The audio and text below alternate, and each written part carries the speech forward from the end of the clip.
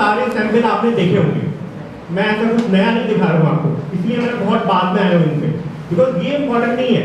Important क्योंकि sample आपको बहुत मिल जाएंगे नेट पे, इंपॉर्टेंट है इसका कंटेंट।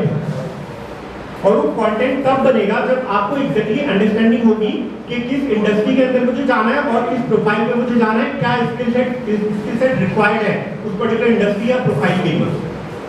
ठीक है, इसके अलावा भी नॉर्मल रिज्यूमेस आते हैं। अब मैं आपको एक और चीज बता देता हूँ, मैंने मैम को शायद एक छोटा सा शेयर किया था, बहुत सिंपल रिज्यूमेस भी आते हैं। ठीक है, बट एज अ फ्रेशर क्या होता है, हमारे पास बहुत ज्यादा कंटेंट नहीं होता है कई बार दिखाने के लिए, है ना, हमने बहुत ज्यादा कुछ किया है नहीं, तो उस केस में क्या होता है क्रिएटिव रिज्यूमे बेटर रहते हैं। रीजन भी कि क्रिएटिव रिज्यूमे एटलीस्ट ये तो दिखाएंगे आपकी क्रिएटिविटी को थोड़ा सा नीट एंड क्लीन है, बेटर है। अदरवाइज क्या होता है, जब आप जितना एक्सपीरियंस होते चले जाते हो ना, ये क्रिएटिविटी वैनिश होती चली जाएगी। अगर सपोज फॉर एग्जांपल मुझे अपना रिज्यूमे बनाना होगा तो मैं इन टैबलेट्स को यूज नहीं करूंगा।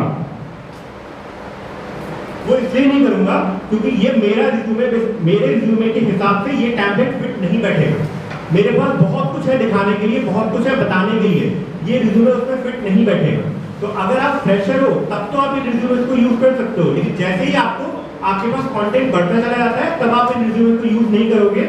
आप नीट एंड क्लीन, हार्वर्ड का रिज्यूमे आता है, नॉर्मली आप बेसिकली गूगल पे सर्च कर सकते हो, हार्वर्ड यूनिवर्सिटी है, तो उन्होंने अपना रिज्यूमे टेम्पलेट दिया हुआ है ऑलरेडी, वो आप बेसिकली नॉर्मली एक्सपीरियंस वाले काफी लोग यूज करते हैं उसको, वो आप यूज कर सकते हो। अदरवाइज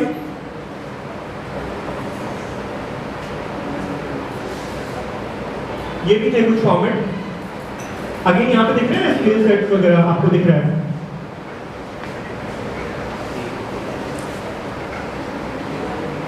ये इंपॉर्टेंट है, आई एम श्योर कि आपको फ्री एआई टूल्स पता होंगे रिज्यूमे बिल्डिंग के लिए, गूगल पे इजीली आपको मिल जाएंगे। बट कई बार क्या होता है, आप वो लिखेंगे फ्री है, आप बनाने जाओगे रिज्यूमे अपना और बाद में बोलेंगे जी पैसे दे दो। ठीक है, तो ये जो है बेसिकली एक्चुअल में फ्री है।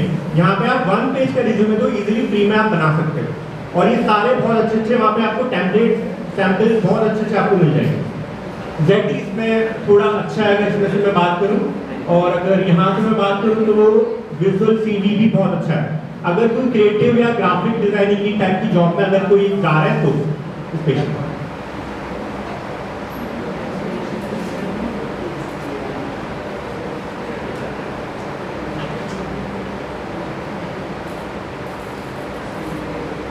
ये सारे एआई टूल्स है बेसिकली, आपके रिज्यूमे को बहुत अच्छे से एनालाइज कर देंगे। और चैट जीपीटी आप लोग यूज करते हो, पता होगा आपको, तो चैट जीपीटी का भी आप यूज कर सकते हो अपने रिज्यूमे को बिल्ड करने के लिए। उसमें आपको करना कुछ नहीं है, आपको बस ये करना है, नॉर्मली आप सर्च करोगे फॉर एग्जांपल बिजनेस एनालिटिक्स की जॉब के लिए मुझे अप्लाई करना है, तो आप ये सर्च कर लेना कि skill required for business analytics job, और वो जो स्किल सेट्स आएंगी वो अपने रिज्यूमे में आप ऐड कर देना। ऐसे करके आप 5 से 6 सैंपल अपने रिज्यूमे के बना दो, एक नहीं, जो सबसे ज्यादा कॉमन मिस्टेक करते हैं एज अ फ्रेशर। हम क्या करते हैं, एक ही रिज्यूमे लिया उसको सब जगह अप्लाई करते हैं, वो नहीं है। आपने क्या करना है, 5 से 6 जो भी आपको प्रोफाइल में जाना है, इंडस्ट्री में जाना है, आप हर प्रोफाइल के लिए अलग अलग रिज्यूमे बेसिकली बना लो, और वो अकॉर्डिंगली आप फिर उसको अप्लाई करो।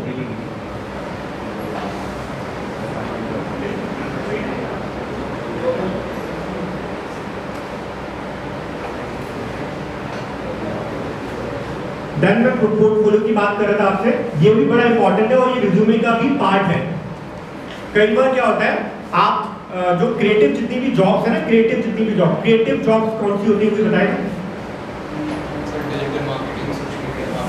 और ग्राफिक डिजाइनिंग सबसे इंपॉर्टेंट, क्योंकि हम में से कितने लोग हैं जिनका ग्राफिक्स या जो ग्राफिक्स टूल्स हैं, इलस्ट्रेटर वगैरह, फिग्मा, कैनवा, इन पे काम किया हुआ है, कितने लोगों ने? अब पता है इसका एक एडवांटेज मैं आपको बताता हूँ, एक तो ये आपको कोर जॉब देगा, सेकेंडली ये आपको सेकेंडरी इनकम सोर्स भी दे सकता है। फॉर एग्जांपल आपने कोई और जॉब ज्वाइन कर ली, आप फ्रीलांसिंग में ये वाला काम भी कर सकते हो, ठीक है, और वहां पर वो आपका रिज्यूमे नहीं मांगेंगे, या आपका रिज्यूमे मांगेंगे तो रिज्यूमे के साथ उनको बेसिकली पोर्टफोलियो का लिंक चाहिए होगा, ये पता है आपको, ठीक है। तो उसके लिए बेसिकली हमें पोर्टफोलियो बनाना होगा, और पोर्टफोलियो के बहुत सिंपल से स्टेप्स रहते हैं। 2 टाइप के, या तो प्रिंटेड है या वेब बेस्ड पोर्टफोलियो है, 2 टाइप से पोर्टफोलियो रहते हैं। जनरली हमारे केस में बिकॉज हम मैनेजमेंट वाले पर्सन है, वेब बेस्ड चलेगा, ठीक है। अगर कोई डिजाइनर होता है ना, डिजाइनर है कोई एक्चुअल में क्रिएटिव इंडस्ट्री से जुड़ा हुआ है, वो बेसिकली प्रिंटेड वाला देगा, बट हमारे केस में बेसिकली वो वेब बेस्ड वाला चलेगा, ठीक है। और कॉमन जो एक साइट है जिसका नाम बोलते हैं बिहेंस, बेसिकली बिहेंस की साइट पे जाके हम बेसिकली उसको बना सकते हैं। अब इसमें भी हमें बेसिकली कई सारे तरीके से करना पड़ेगा। आपको क्या करना है, सबसे आपका most unique and creative work जो भी है वो आप ऐड कर दो वहाँ पे अपनी साइट पे जाके। पिंटरेस्ट पे भी बना सकते हो आप इजीली इसको। एंड देन आप जो क्वालिटी है उस पर थोड़ा सा फोकस आपको रखना है। आप बेसिकली जो भी आपने वर्क किया उसका प्रेजेंटेशन थोड़ा ठीक होना चाहिए, आई कैचिंग होना चाहिए, और आपका पोर्टफोलियो का जो भी आपने कभी कोई मॉडल बनाया हो, कुछ भी बनाया हो, उसकी पिक्चर्स बेसिकली आप वहाँ पे ऐड कर सकते हो। आपने कोई चीज फिजिकली बनाई है ना, उसकी पिक्चर आप वहाँ पे ऐड कर सकते हो, ठीक है। हम लोग कई बार मॉडल बनाते हैं, कई बार कुछ मॉडल्स बनाते हैं, है ना, कुछ चार्ट बनाते हैं, बेसिकली उनकी पिक्चर्स भी आप वहाँ पे पोर्टफोलियो में ऐड कर सकते हैं, ठीक है। तो ये पोर्टफोलियो एक इंटीग्रल पार्ट है। अगर कोई आप क्रिएटिव या ग्राफिक डिजाइनिंग की जॉब है, वीएफएक्स आर्टिस्ट की जॉब है, कई सारे हैं क्रिएटिव इंडस्ट्री के अंदर, बेसिकली आपको वो पोर्टफोलियो का मांगेंगे। ये है कई सारी साइट्स जिन पर जाके आप इजीली पोर्टफोलियो अपना बिल्ड कर सकते हैं।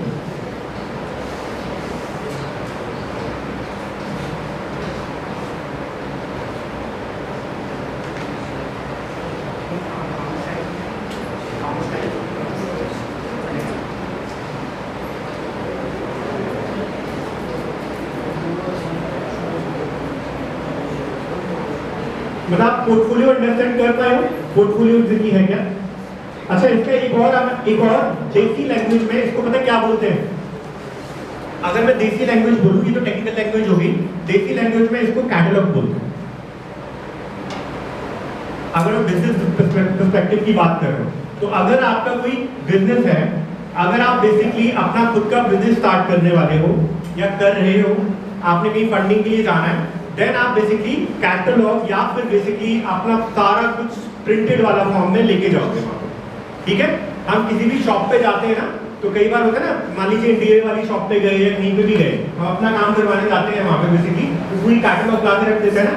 तो बेसिकली है क्या, वो एक्चुअल में is a form of portfolio only, is a basically extended form of portfolio.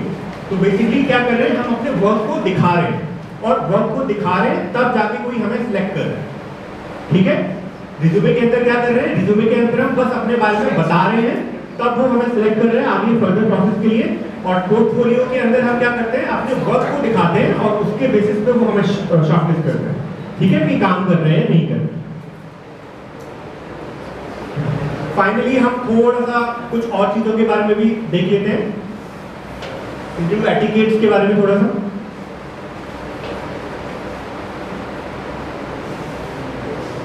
आप लोगों में से कितने लोग इंटरव्यू के लिए अपियर हुए? अभी कैंपस कुछ कंपनी आई होंगी या फिर आपने कहीं बाहर अप्लाई किया होगा मे बी, तो कितने लोग हैं? एक और एनीवन? हाँ, कोई बात नहीं, अभी नहीं किया हाल फिलहाल में? क्या आप कर रहे हो भाई?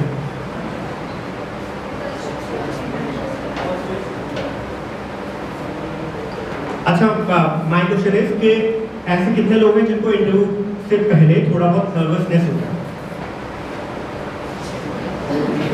होती है?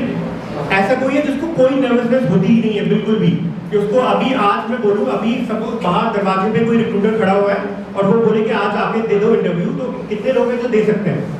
आप दे सकते हो? और कोई? आप दे सकते हो, 2 हो गए। और आपको पता है ये नर्वसनेस कैसे जाएगी? आप बताओ ये नर्वसनेस कैसे जाएगी प्लीज?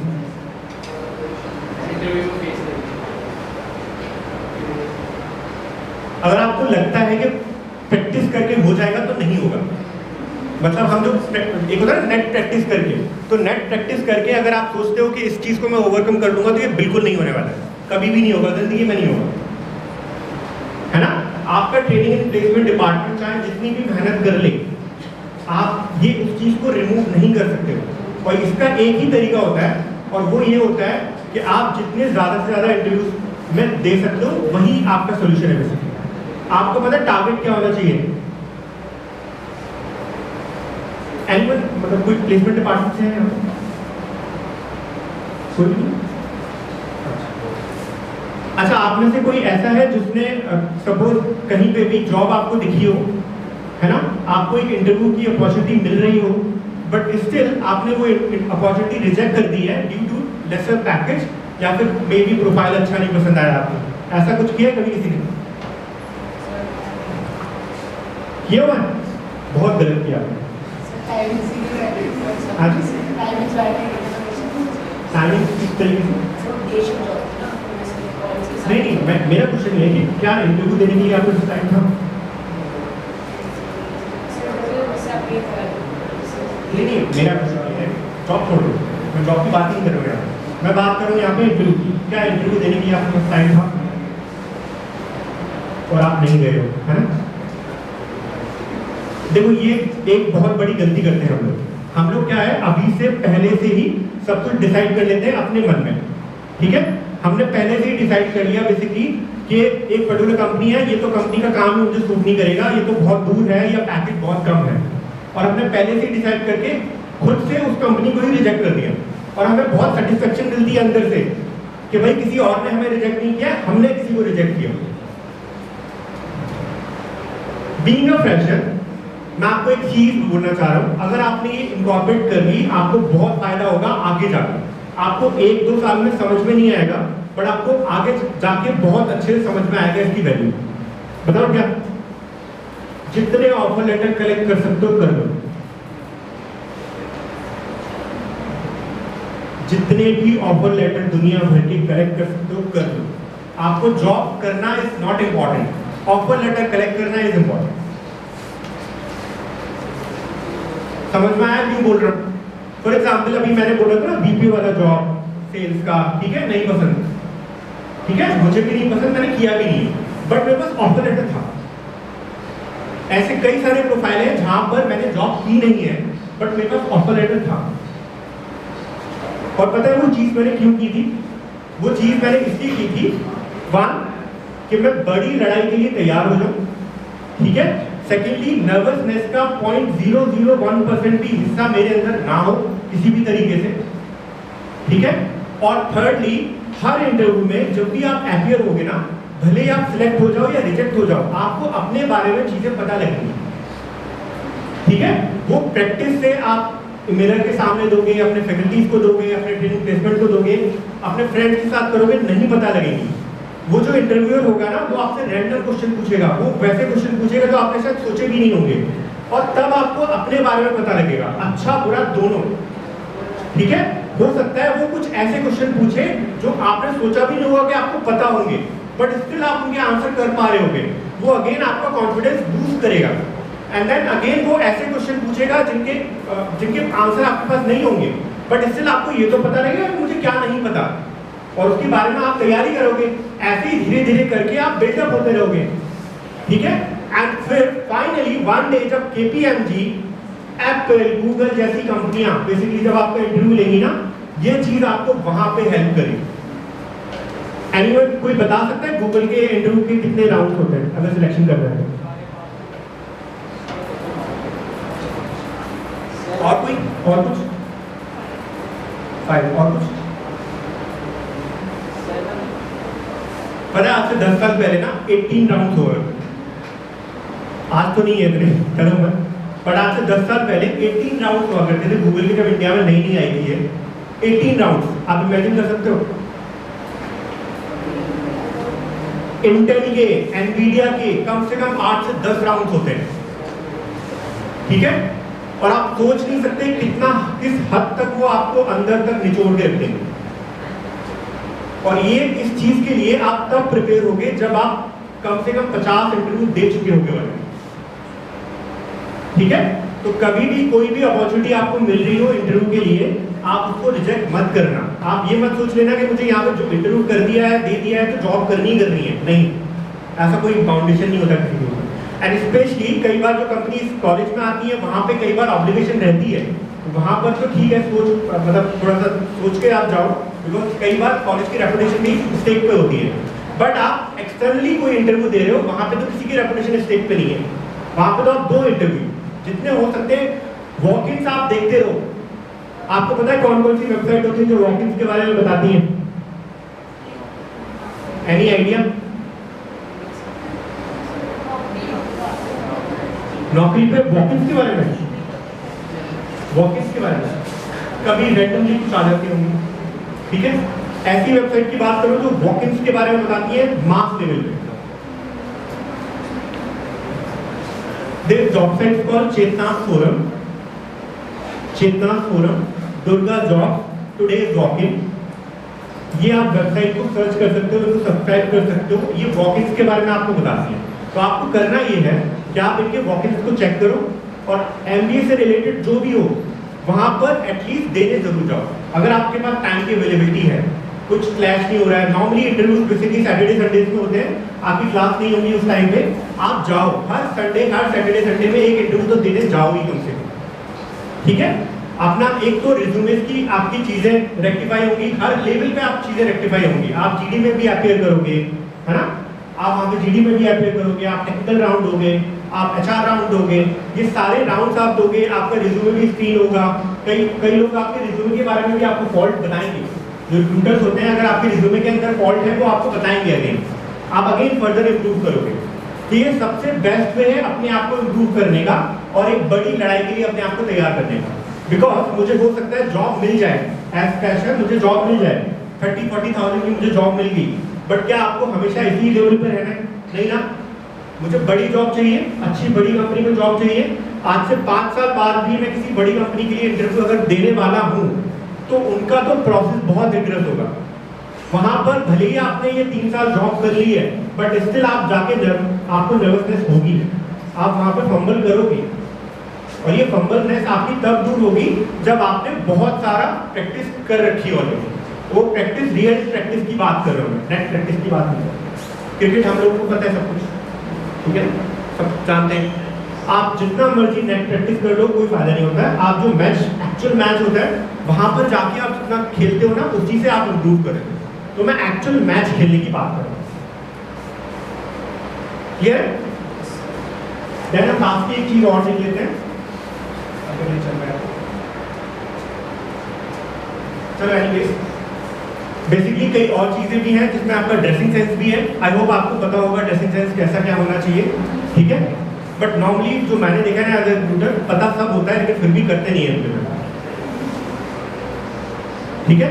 तो ये चीजें प्लीज मत कर, एंड स्पेशली बॉयज, ठीक है? क्योंकि गर्ल्स का फॉर्मल के डेफिनेशन एग्जैक्टली कोई है नहीं बहुत ज्यादा, ठीक है? वहां पे कई सारी चीजें चल जाती हैं, बट बॉयज के केस में वो नहीं चलती। वहां पे क्लियर कट डेफिनेशंस हैं ऑलरेडी। तो बॉयज तो आप तो किसी भी कंडीशन में मतलब मिस कर ही नहीं सकते इस चीज, ठीक है? एंड जरूरी नहीं है कि एकदम क्लीन शेव हो, आप चीजें हो, आप अच्छे गुड लुकिंग लगने चाहिए। फॉर एग्जाम्पल जैसे इन्होंने बियर्ड रखा हुआ है, ठीक है? अब कोई बोलेगा कि भाई नहीं चलेगा, जैसे बोला आपका नहीं चलेगा, बिल्कुल चलेगा, ठीक है? बिकॉज वो डिसेंट लगती है, ठीक है? इवनली शेप्ड हो, कोई प्रॉब्लम नहीं। ऐसे ही कई सारी और चीजें भी अपनी पर्सनैलिटी का आपको वर्कआउट करना पड़ेगा, वो भी बहुत इंपॉर्टेंट है, बहुत इंपॉर्टेंट फैक्टर है, ठीक है? और रिज्यूमे का मैं आपको बहुत फाइनली बता रहा हूँ, आप इंडस्ट्री स्पेसिफिक रिज्यूमे अपने बनाओगे तो ही आपको फायदा होगा। नॉर्मल रिज्यूमे बना के आपको कोई फायदा नहीं होगा।